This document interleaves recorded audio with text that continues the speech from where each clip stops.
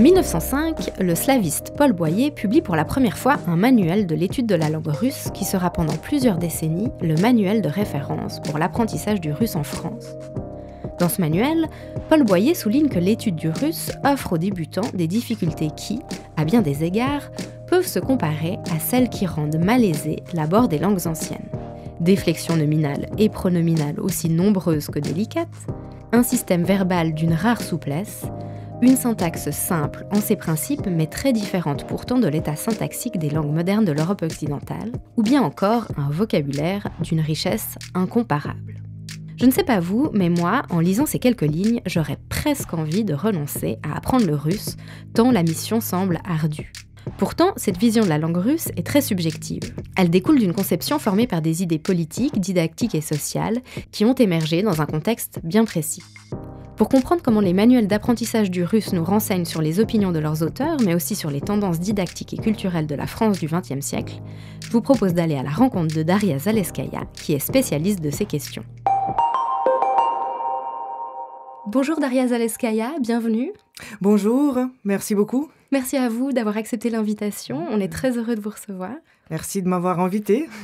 Vous êtes maître assistante à la section langue et civilisation slave et de l'Asie du Sud de la faculté des lettres de l'UNIL. Et la façon dont on enseigne et dont on apprend une langue sont des questions qui sont au cœur de vos préoccupations, puisque vous enseignez aussi bien le russe à des francophones que le français à des russophones. Oui, exactement. Et donc, ces questions d'enseignement, elles vous intéressent et elles sont aussi au cœur de votre thèse de doctorat. Oui, c'est ça. Puisque, dans ce travail, vous vous êtes intéressé à un objet un petit peu singulier qui sont des manuels de russe langue étrangère pour les francophones qui ont été publiés tout au long du XXe siècle. Oui, c'est ça, oui. Plutôt la période de l'URSS. Donc, qui va de quand à quand? Oui, et qui va de 1917. Là, je peux pas dire quand même l'URSS parce que officiellement l'URSS c'était pas 1917, mais là j'ai pris comme une date de la Révolution. Donc l'ancien régime de la Russie tsariste est tombé et jusqu'à 1991, donc la chute de l'Union soviétique. Donc les deux chutes sont les deux frontières de ma thèse. Donc vous avez commencé à étudier des manuels dès 1917 jusqu'en 1991. Exactement. Et vous avez cherché à comprendre quels sont les facteurs qui ont influencé le processus didactique lié à l'enseignement du russe dans l'espace francophone, c'est ça? Qu'est-ce qui vous a amené à vous intéresser à ces manuels? Tout d'abord, c'était mon intérêt de la didactique, parce que quand je faisais mes études en Russie, à l'université linguistique, ma spécialisation était l'enseignement des langues étrangères et des cultures étrangères, la langue française plus précisément. Et comme ça, ensuite, quand j'ai commencé à étudier la slavistique et j'ai réfléchi aux sujets qui pourraient m'intéresser, là, je me suis dit que lier le français et le russe dans le point de l'enseignement, dans l'idée de l'enseignement, ça pourra être très intéressant et surtout aussi d'étudier les facteurs culturels ou civilisationnels ou politiques ou linguistiques qui pourraient influencer la didactique. Alors ça, on va y revenir tout au long de l'entretien. Ouais. Pour commencer, où est-ce que vous avez trouvé tous ces manuels? Donc vous en avez trouvé plus d'une centaine. Ça n'a pas dû être simple, j'imagine, de mettre la main sur ces manuels qui étaient pour certains très vieux. Comment est-ce que vous avez fait pour les dégoter? Ah oui, ça, c'était vraiment le travail à faire parce que j'ai visité plusieurs bibliothèques, notamment la bibliothèque INALCO à Paris, la bibliothèque de Lyon et aussi la bibliothèque de Lausanne. Là, j'ai trouvé quelques-uns, mais aussi il y a le problème que la politique des bibliothèques générales, c'est que dès qu'ils reçoivent, en ce qui concerne les manuels, la nouvelle édition, ça veut dire que l'édition ancienne est jetée. Donc voilà, on n'en a plus. Et moi, je m'intéresse bien sûr aux rééditions, parce que c'est dans les rééditions qu'on peut trouver des informations passionnantes. Mais comme ça, Amazon m'a beaucoup aidée. J'ai commandé pas mal de manuels au secondement. C'est comme ça, par exemple, que j'ai trouvé presque toute la série des manuels A6000 en ce qui concerne le russe. A6000 dont on va aussi reparler tout à l'heure. Donc vous avez essentiellement fait votre marché en ligne en fait. Exactement, oui. Et donc, vous disiez que le tout premier manuel que vous aviez étudié date de 1917. Il a donc plus de 100 ans. Qui est l'auteur de ce manuel et comment est-ce qu'est présentée la langue russe dans ce manuel précisément? Ouais, en fait, c'est le manuel de russe de Paul Boyer et Nicolas Speransky. Ça, c'est le manuel qui a été édité pour la première fois en 1905. Donc, mais il y en avait plusieurs éditions. Et aussi, c'était Paul Boyer qui régnait dans le monde slavistique de l'époque, francophone, en tout cas en ce qui concerne l'Europe occidentale. Donc c'était un enseignant? Il était un enseignant et il était aussi le chef de première chaire, première section du russe. En Et France? puis, en France, et puis des langues slaves. Une personne mystérieuse, vraiment, parce qu'on ne trouve pas des travaux académiques, ce qui n'empêchait pas Paul Boyer vraiment de régner dans ce monde slavistique et aussi d'avoir une autorité énorme. Et aussi, ce qui est très intéressant, c'est que, à mon avis, l'idée de Paul Boyer, notamment en ce qui concerne la présentation du russe, était reproduite dans des manuels jusqu'aux années 60, 1960. Et le russe, pour répondre finalement à votre question, et le russe, il était présenté comme une langue archaïque qui n'est pas proche du français ou de l'anglais ou de l'allemand, et que les étudiants doivent faire un effort et aussi bien comprendre que le russe, c'est pas le français et qu'il n'y a aucun lien et que c'est vraiment le monde linguistique différent.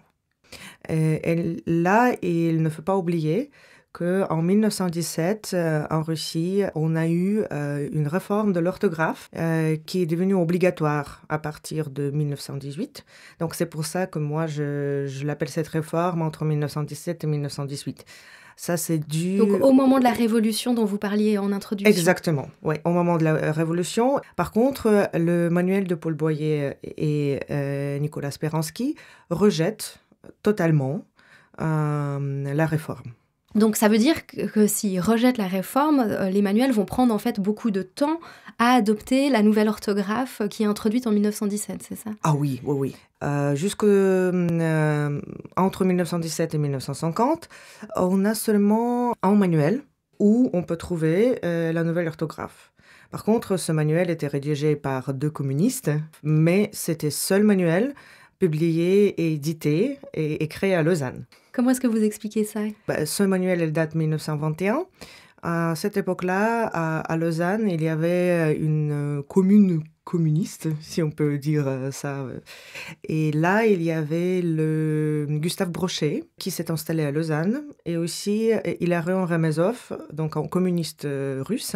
Et le fruit de cette collaboration était exactement ce manuel. Et aussi, là, on a même dans le titre de manuel, on a une précision avec la nouvelle orthographe.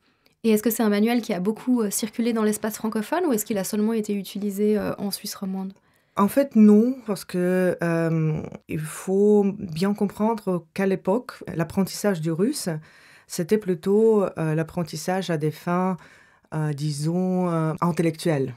Donc, c'est-à-dire, je suis très intelligent, je connais plusieurs choses, et comme ça, pour montrer aux autres que je suis tellement génial que je suis capable de lire des œuvres de Tolstoï, de Dostoïevski en original. Et là, vu que Tolstoï et Dostoïevski écrivaient en utilisant l'ancienne orthographe, là, ça valait pas la peine d'apprendre la nouvelle orthographe. Surtout, par exemple, par des raisons des livres que en 1921 étaient dans les bibliothèques, c'était toujours en ancienne orthographe. Et si on revient maintenant au manuel de Paul Boyer que vous mentionniez, pourquoi est-ce qu'il y a autant de réticence à appliquer la réforme de l'orthographe? Tout d'abord, à mon avis, c'est vraiment la volonté de Paul Boyer, parce que lui, il a créé sa propre méthode. Et vu que le russe, il était présenté comme une langue archaïque, par contre, il ne faut pas confondre l'idée de l'archaïque qu'il n'y a pas de développement, et l'archaïque juste par une structure. Donc pour lui, c'était vraiment la structure. Ça ne veut pas dire qu'il n'y a pas de changement. Mais par contre, le changement de l'ancienne orthographe, c'est radical pour Paul Boyer. Donc c'est ça qu'il ne pouvait pas accepter. Et de plus, lui, il donne une explication assez vaste parce que en 1945, dans le préface, il ajoute un petit paragraphe qui parle de la réforme. Donc, puis il dit... Donc dans une des rééditions du manuel, exactement, c'est ça? Oui. Et ça, c'était le seul changement. Avant, toutes les rééditions et après, il n'y avait rien. Et puis là, il dit qu'il est bien au courant qu'il y avait la réforme d'orthographe. Mais pour lui, l'essentiel, c'est d'apprendre le russe comme il est, que l'ancienne orthographe pourrait aider de comprendre certains faits de la grammaire russe, il ne précise pas lesquels, et aussi que après le passage de l'ancienne orthographe à une nouvelle orthographe, ne présente aucun souci, aucune difficulté, donc on reste avec l'ancienne orthographe. Et quelles sont les conséquences pour les personnes qui apprennent la langue russe de continuer à apprendre dans les années 1950 encore avec l'ancienne orthographe? Je pense que c'était quand même assez compliqué parce que c'est assez bizarre d'apprendre l'alphabet et ensuite tomber sur le fait que 4 lettres sont disparues. Parce qu'il y a des lettres qui disparaissent, c'est ça, entre l'ancien alphabet et le nouvel exactement. alphabet. Donc il y a 3 lettres officiellement qui se sont disparues complètement. Il y a le signe dur qui est disparu à la fin des mots.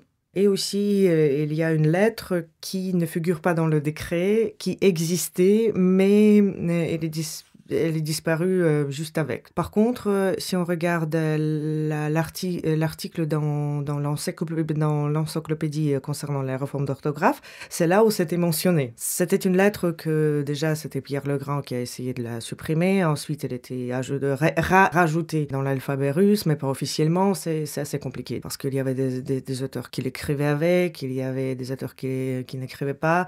Il y avait aussi même au 19e siècle un mouvement qui préférait utiliser cette lettre s'appelle Ijetsa, pour se moquer des auteurs qui préfèrent l'utiliser en disant que vous êtes trop en retard, vous préférez les anciens voleurs, vous n'êtes pas moderniste. De plus, il ne faut pas oublier que l'immigration russe qui s'est installée en Europe, entre autres, était complètement contre tout qu'amenait l'Union soviétique, y compris la nouvelle orthographe. Et puis là, les étudiants, ils étaient dans un état un petit peu flou et ambigu parce qu'il y avait des personnes qui utilisent l'ancienne orthographe, il y avait d'autres personnes qui ne l'utilisent pas.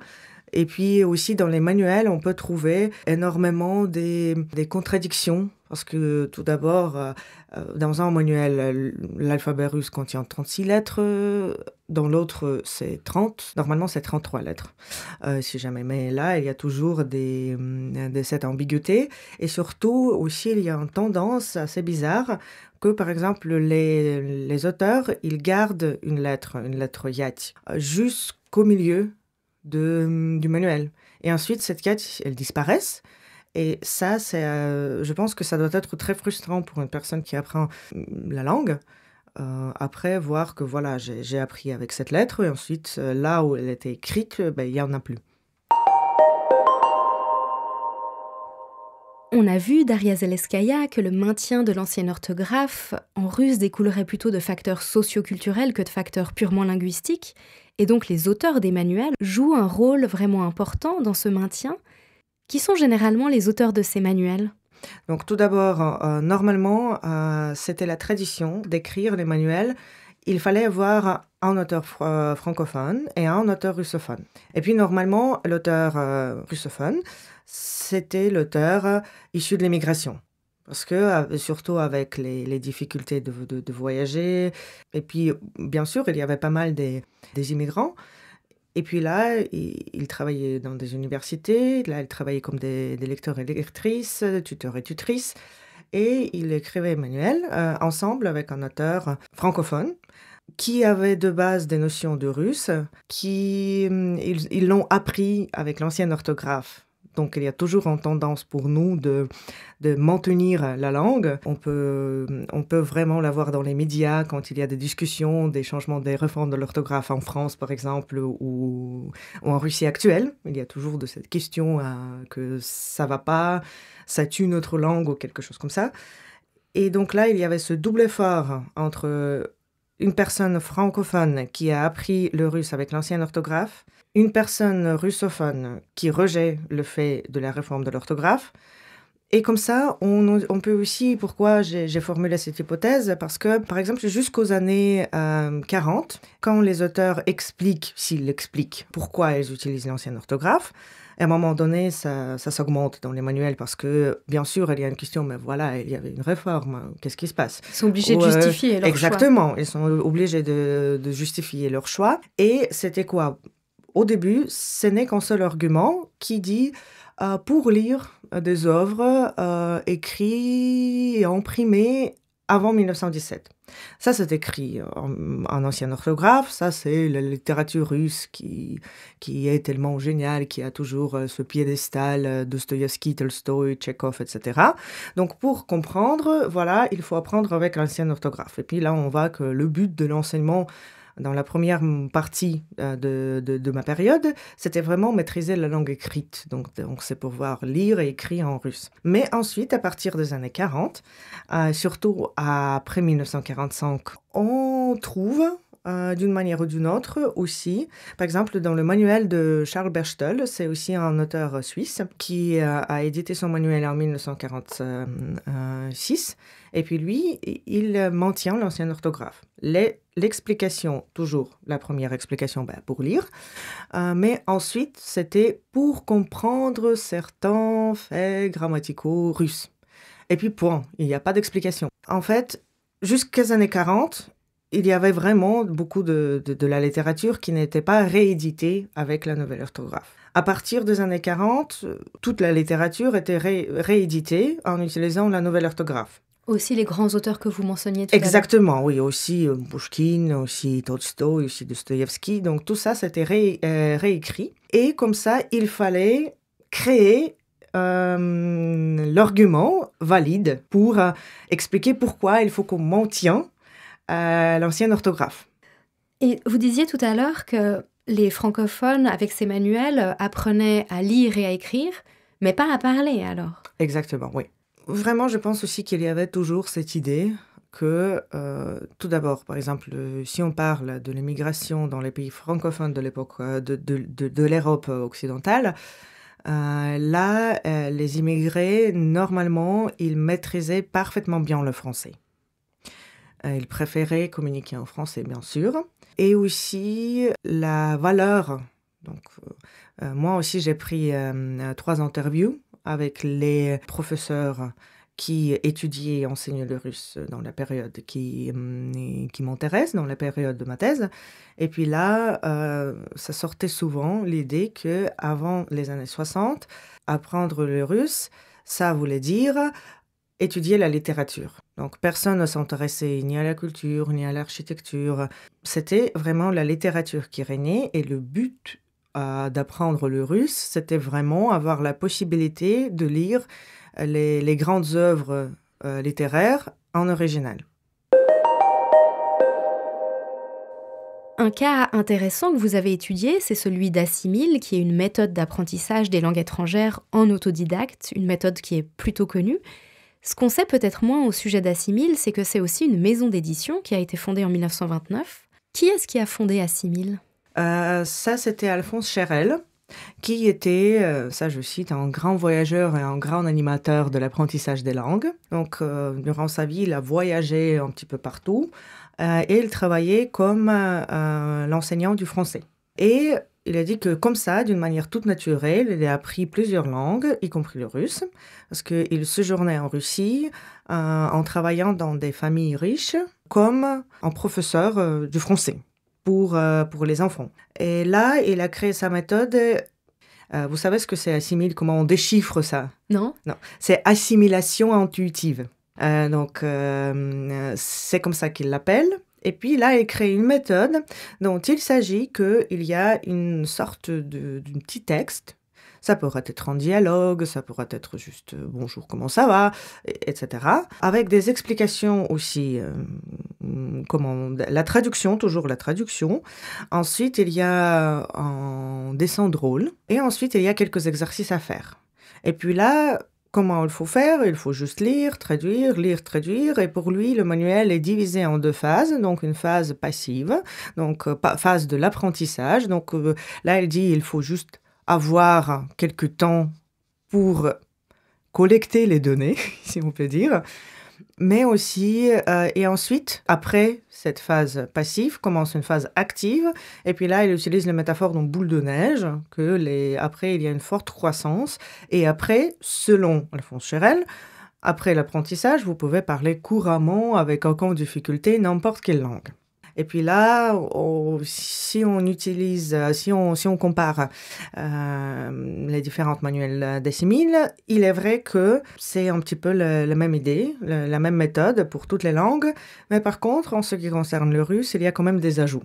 Alors, quels sont ces ajouts? Est-ce que vous pouvez nous donner 1 ou 2 exemples? Donc là, il s'agit que, par exemple, si on prend le manuel de l'anglais, le premier manuel d'anglais de l'Essimil, il n'y a pas en quelque sorte de l'introduction, donc il n'y a pas des explications. Par contre, en ce qui concerne le russe, il y a des explications, il y a un préface, parce qu'il y a le préface pour l'anglais, bien sûr, comment utiliser cette méthode. Mais il n'y a pas une vaste explication de ce que c'est le russe, etc. Et là, par exemple, il utilise, dans la première partie de ces manuels, jusqu'aux années 70, que le russe passe comme une langue difficile, l'alphabet est rébarbatif, et tout ça, mais pourtant un certain nombre de populations qui sont loin d'être des intellectuels, précise-t-il, le parlaient couramment. Donc, si eux, qui sont loin d'être des intellectuels, parlent russe, donc vous, les francophones, vous pouvez le faire.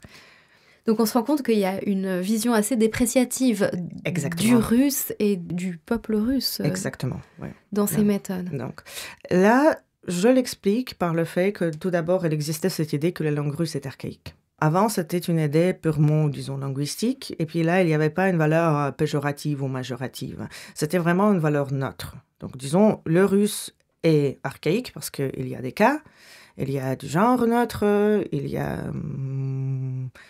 a aussi pas mal d'autres caractéristiques, mais normalement, c'est les cas et le genre neutre. Aussi la difficulté. Et puis là, c'était non seulement le russe, mais aussi les langues slaves en général. Et parce que c'est archaïque, il faut juste en tenir compte. Mais ça ne veut pas dire archaïque, ça ne veut pas dire pas développant, ou ça veut pas dire une langue morte. Il est juste archaïque. Mais ensuite, cette idée, il s'est propagée, et par certains auteurs des manuels, elle était juste mal prise, cette idée. Et puis là, ils disent, ah voilà, si le russe est archaïque, si, je ne sais pas, Paul Boyer ou Antoine Meillet le considèrent, ça veut dire que nous sommes plus développés, ça veut dire que notre langue est plus développée. Là, c'est mentionné que la langue française est plus développée, mais ça ne veut pas dire aussi que la langue russe elle est mauvaise. Mais si le russe est archaïque, ça veut dire que le peuple russe est archaïque, et puis ça veut dire que nous sommes plus élevés, donc on peut dicter. Donc c'était un petit peu aussi l'idée. Et est-ce qu'on voit à un moment donné dans ces manuels un changement? Donc ce que vous nous dites, c'est que ces manuels sont en quelque sorte le baromètre de la vision qu'ont les étrangers sur la Russie et la langue russe ou l'URSS. Et est-ce qu'il y a un basculement à un moment donné sur cette manière d'envisager la langue russe? Oui, donc si on prend l'Essimil comme exemple, les manuels jusqu'aux années à peu près 60 parlaient non seulement de l'idée que les Russes sont loin d'être intellectuels, mais aussi ils ne mentionnaient pas l'URSS. Il utilisait toujours les acteurs moscovites, la Russie, etc. Mais aussi il y avait des illustrations. Et puis ces illustrations-là, par contre, il y avait pas mal de mentions de l'URSS, mais toujours dans une manière très péjorative. Donc là, il ne s'agit pas des clichés. Donc c'est pas, je sais pas, comme les pâtes chez les Italiens, ou le samovar, ou je sais pas quoi pour les Russes. Non, là, c'était un soldat soviétique qui était complètement, je suis désolée, complètement idiot. Parce que là, il ne savait pas utiliser le mouchoir, il était très cruel, qui bat les animaux, avec lequel la femme trompe son mari, aussi qui ne mange pas. Aussi, il y avait ça, parce que là, il y avait par exemple un machiniste qui dit « je ne peux pas travailler parce que j'ai faim ». Et aussi là, il y avait la figure du Staline qui fait une sorte de l'inspection du pain. Et puis lui, il est très mécontent que le pain n'est pas frais. Voilà. Mais à partir des années environ 60, l'introduction reste le même, le contenu du manuel en ce qui concerne le texte reste le même, mais les signes de soldats soviétiques, le RSS d'une manière péjorative, disparaissent. Donc les illustrations Les évoluent. illustrations, et aussi, ce qui est très intéressant, que d'autres illustrations ne sont pas changées. Et aussi, parfois, il y avait des changements très très fins, mais très significatifs. Par exemple, une illustration où il y a un soldat soviétique dans un avion qui crache, et puis il est dans une maison.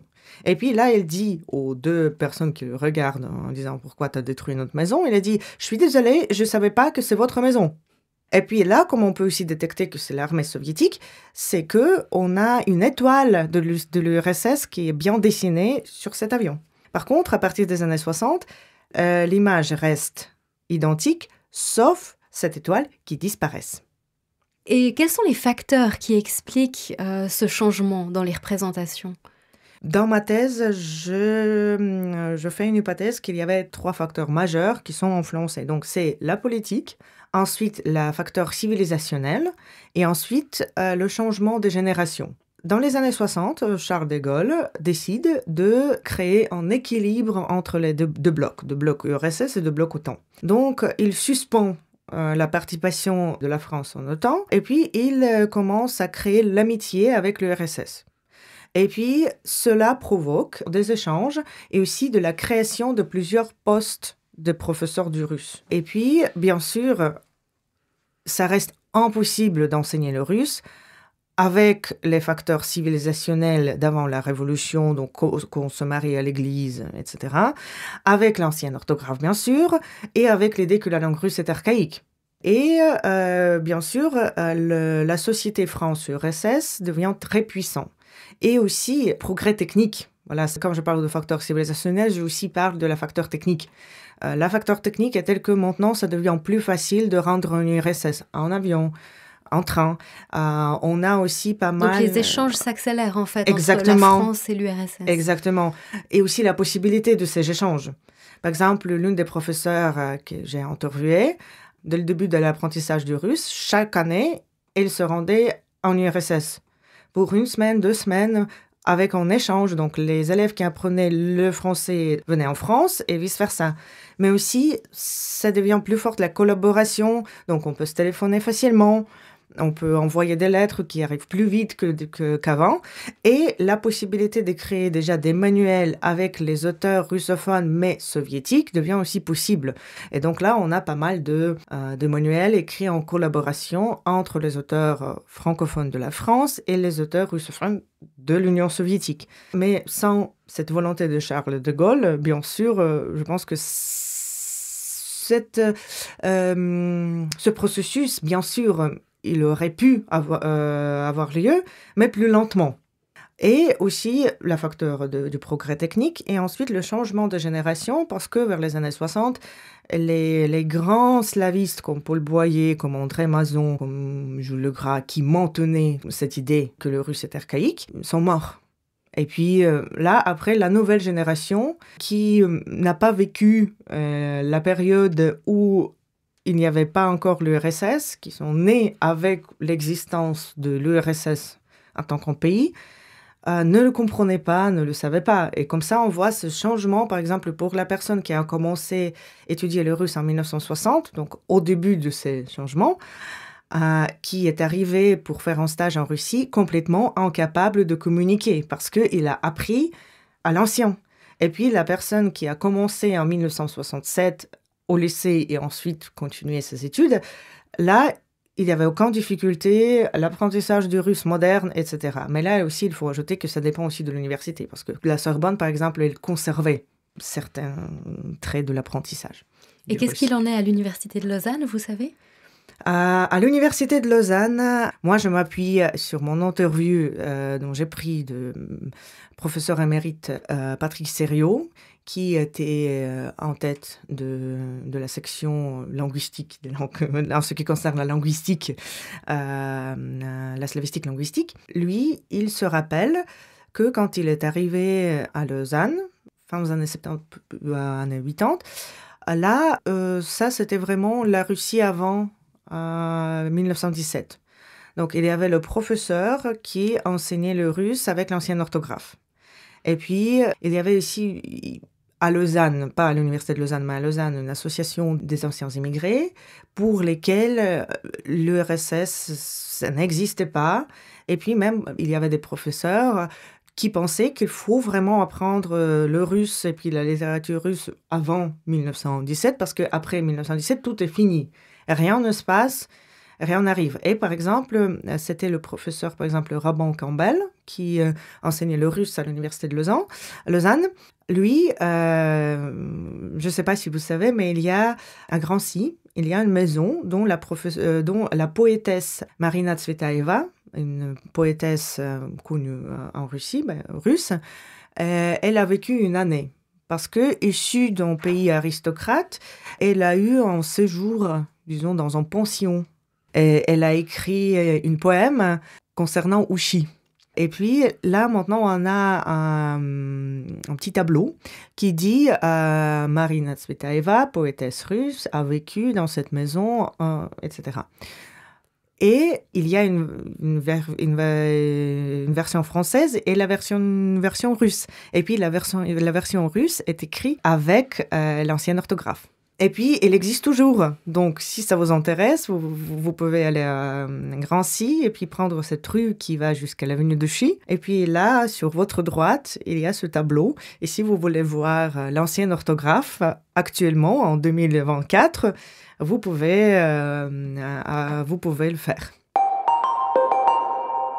Alors, votre recherche s'arrête en 1991, comme vous disiez au début de l'entretien.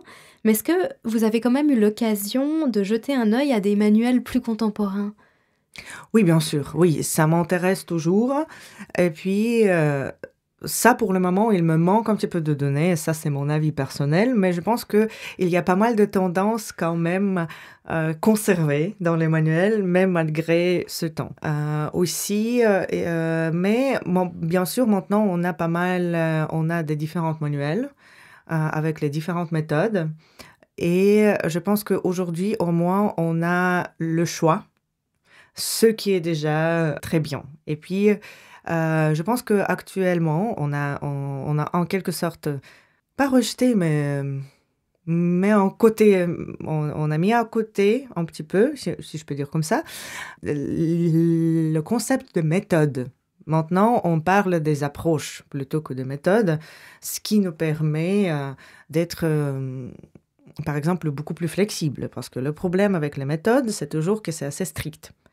Et puis, on voit que ça ne marche pas. Parce que s'il existait la méthode qui aidait à apprendre les langues parfaitement bien et quand ceci pour n'importe quelle personne, moi, je n'avais pas le travail.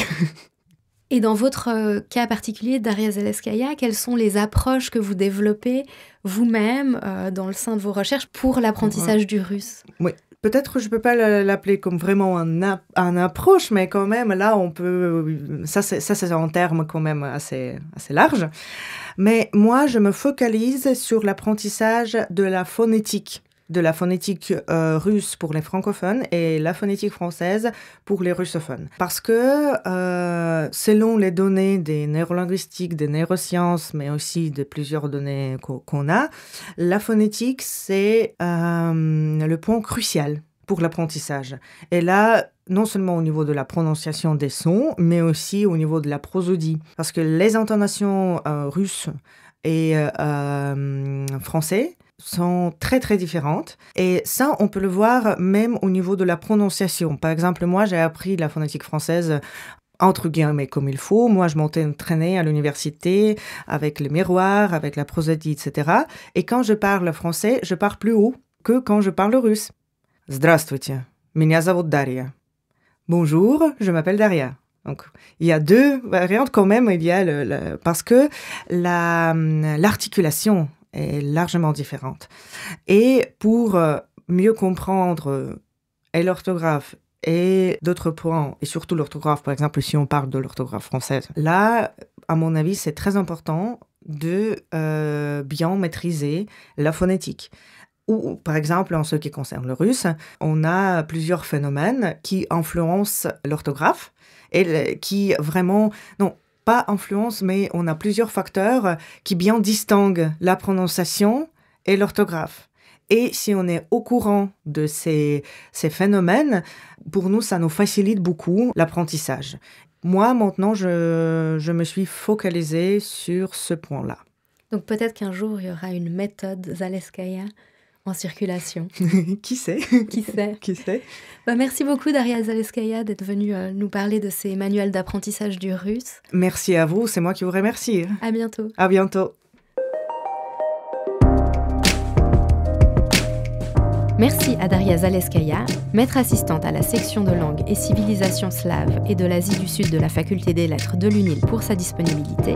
Et merci à vous d'avoir écouté cet entretien. On se retrouve bientôt pour un prochain podcast avec une chercheuse ou un chercheur de la Faculté des Lettres de l'UNIL. Salut!